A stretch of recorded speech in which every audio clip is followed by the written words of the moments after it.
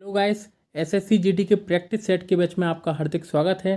Guys, daily की तरह आज हम अपने इंपॉर्टेंट क्वेश्चनों को कवर करेंगे तथा स्टैटिक जीके के कुछ फैक्टों को कवर करेंगे। तो गाइस, आज का हमारा पहला क्वेश्चन है, हिरोशिमा पर पहला परमाणु बम कब गिराया गया था? आपके पास चार ऑप्शन हैं, 6 अगस्त, 7 अगस्त, 9 अगस्त या फिर 8 अगस्त। तो गाइस, यहाँ पर आपका सही आंसर हो जाएगा 6 अगस्त। 6 अगस्त 1945 को हिरोशिमा पर पहला परमाणु बम गिराया गया था और उसके बाद दूसरा परमाणु बम 9 अगस्त 1945 को गिराया गया था। ये किसने गिराया था? तो गाइस, ये अमेरिका ने जापान पर गिराया था। अमेरिका ने जापान पर गिराया था और जो पहला बम गिराया गया था उसको बोलते हैं लिटिल बॉय। उसको बोलते हैं लिटिल बॉय। ये पूछ लिया जाता है, उसको बोलते हैं लिटिल बॉय।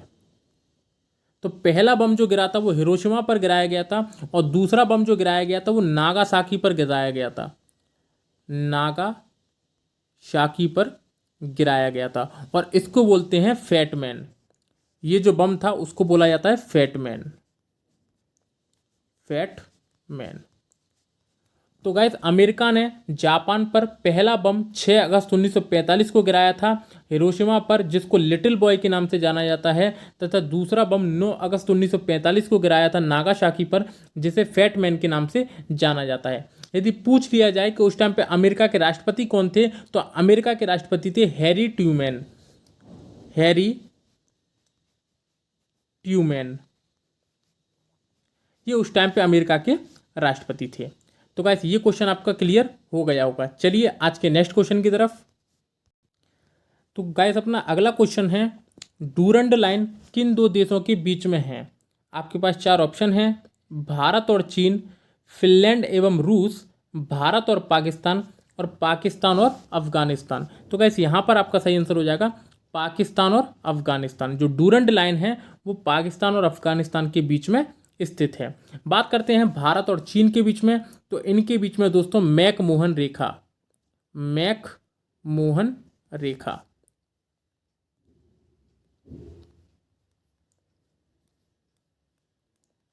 मैकमोहन रेखा। फिनलैंड एवं रूस के बीच में है मैन रहीम रेखा। मैन रहीम रेखा।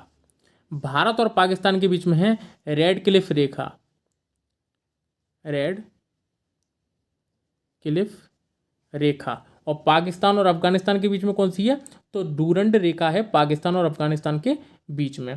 तो गाइस, ये चारों रेखाओं को आपको अच्छे से ध्यान रखना है। आज का आपका अगला क्वेश्चन है, हॉकी की एक टीम में कितने खिलाड़ी होते हैं? आपके पास चार ऑप्शन हैं, 9, 4, 11 या फिर 15। तो गाइस, यहाँ पर आपका सही आंसर हो जाएगा 11। हॉकी की प्रत्येक टीम में 11-11 खिलाड़ी होते हैं। बात करते हैं 9 खिलाड़ी किस खेल में होते हैं? तो गाइस, ये होते हैं खो खो में। खो खो में 9 खिलाड़ी होते हैं। खो खो में 9 खिलाड़ी होते हैं। 4 खिलाड़ी किस में होते हैं? तो पोलो में 4 खिलाड़ी होते हैं।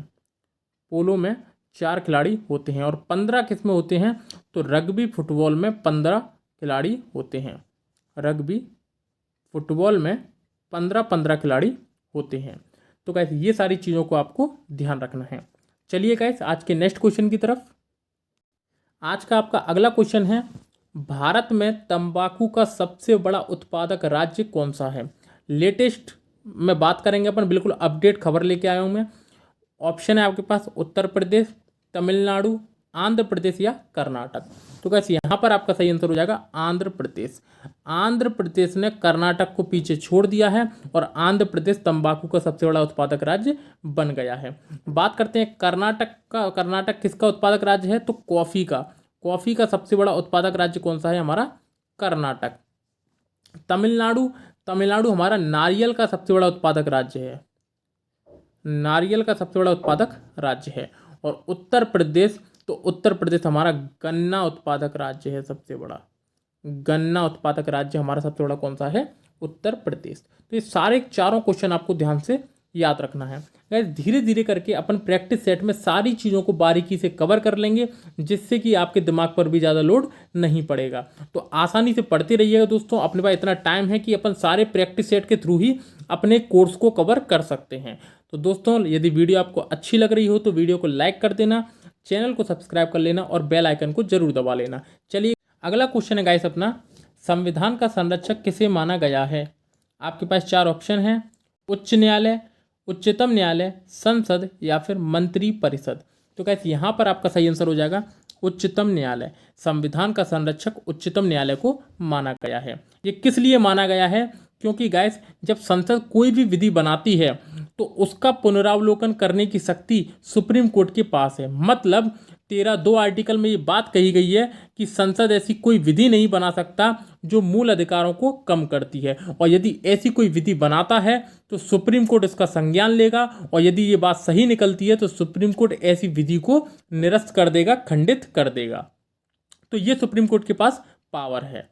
और ये किस तहत पावर है? तो उसकी जो न्यायिक पुनरावलोकन की शक्ति है, जो आर्टिकल 32 में बताई गई है, उसके तहत वो ये सारी बातें करता है। और ये साफ लिखा गया है संविधान में कि उसकी न्यायिक पुनरावलोकन की शक्ति आर्टिकल 368 के तहत जो संविधान संशोधन की शक्ति है उसके तहत भी उसको बदला नहीं जा सकता। मतलब उच्चतम न्यायालय की शक्ति को, जो न्यायिक पुनरावलोकन की शक्ति उसको कम नहीं कर सकती संसद, वो हर हाल में बनी रहेगी। तो दोस्तों ये आपका क्वेश्चन क्लियर हो गया होगा। चलिए आज के नेक्स्ट क्वेश्चन की तरफ। आज का महत्वपूर्ण क्वेश्चन को दोस्तों, भारतीय अर्थव्यवस्था में खुली आर्थिक व्यवस्था का प्रारंभ करने वाले निम्न में से कौन थे? आपके पास 4 ऑप्शन हैं, प्रणब मुखर्जी, डॉक्टर मनमोहन सिंह, IG पटेल या फिर मधु दंडवते।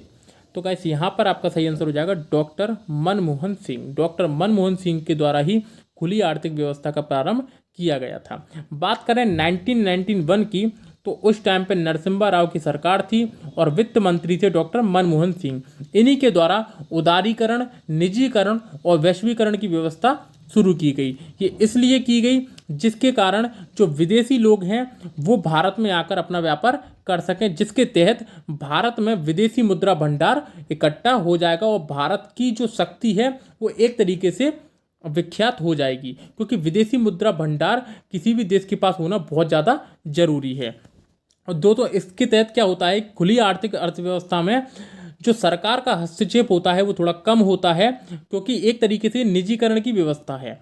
तो इसके तहत जो मार्केट में जो प्रतिस्पर्धा है वो भी बढ़ जाती है, जिसके तहत वस्तु का दाम कम होता है और अच्छी क्वालिटी का होता है। क्यों? क्योंकि एक व्यक्ति वही वस्तु को बेच रहा है और यदि उसके कंपटीशन में दूसरा व्यक्ति भी आ जाता है तो वो एक तो उससे कम दाम पर वस्तु को बेचेगा तथा एक अच्छी क्वालिटी का बेचेगा। तो ये होती है एक खुली आर्थिक व्यवस्था जिसमें प्रतिस्पर्धा के कारण वस्तु सस्ती और अच्छी क्वालिटी की मिलती है। तो गाइस ये क्वेश्चन आपको समझ में आ गया होगा। चलिए नेक्स्ट क्वेश्चन की तरफ। अगला है दोस्तों अपना, राज्य अपहरण नीति का सिद्धांत किसने प्रतिपादित किया? आपके पास 4 ऑप्शन हैं, डलहौजी, कैनिंग, वेलेजली या फिर हेस्टिंग्स। तो गाइस यहाँ पर आपका सही आंसर हो जाएगा लॉर्ड डलहौजी। लॉर्ड डलहौजी के द्वारा ही राज्य अपहरण नीति या फिर हड़प नीति का सिद्धांत प्रतिपादित किया गया। 1848 से ही इसने शुरू कर दिया था, क्योंकि 1848 पे ही ये गद्दी पर बैठा था गवर्नर जनरल की। तो 1848 से 1856 तक इसका शासनकाल रहा था। और 1848 में जो इसने सबसे पहले जिसका हड़प किया था जिस राज्य का, उसका नाम था सतारा, जो कि बार बार पेपर में पूछा जाता है। सतारा जो कि 1848 में हड़प किया गया था, जिसके तहत इसने सतारा, झांसी, नागपुर, अवध कई राज्यों को अपनी हड़प नीति का शिकार बनाया था। तो दोस्तों राज्य अपहरण नीति का सिद्धांत किसने प्रतिपादित किया? तो लॉर्ड डलहौजी ने। तो ये क्वेश्चन आपको समझ में आ गया होगा। चलिए गाइस नेक्स्ट क्वेश्चन की तरफ। अगला है अपना, ब्रिटिश संसद के लिए चुना जाने वाला पहला भारतीय कौन था? आपके पास 4 ऑप्शन हैं, केशव चंद्र सेन, दादा भाई नौरोजी, न्यायाधीश रानाडे, बैराम जी मालाबारी। तो गाइस यहाँ पर आपका सही आंसर हो जाएगा दादा भाई नौरोजी। दादा भाई नौरोजी ब्रिटिश संसद के लिए चुने जाने वाले पहले भारतीय सदस्य थे। तो ये क्वेश्चन दोस्तों आपको ध्यान रखना है, फैक्ट है। चलिए गाइस अगला क्वेश्चन, असहयोग आंदोलन की असफलता के बाद किसके नेतृत्व में कांग्रेसियों ने स्वराज दल नामक एक नई पार्टी बनाई थी? आपके पास 4 ऑप्शन हैं, महात्मा गांधी, चित्तरंजन दास, वल्लभ भाई पटेल, सुभाष चंद्र बोस। तो गाइस यहाँ पर आपका सही आंसर हो जाएगा चित्तरंजन दास।